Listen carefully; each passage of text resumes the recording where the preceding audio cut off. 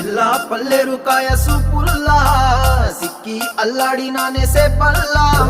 పసిడి పచ్చాని అరసే తుల్లా ధర పోస్తా ప్రాణాలు తానే అడగాల సీతా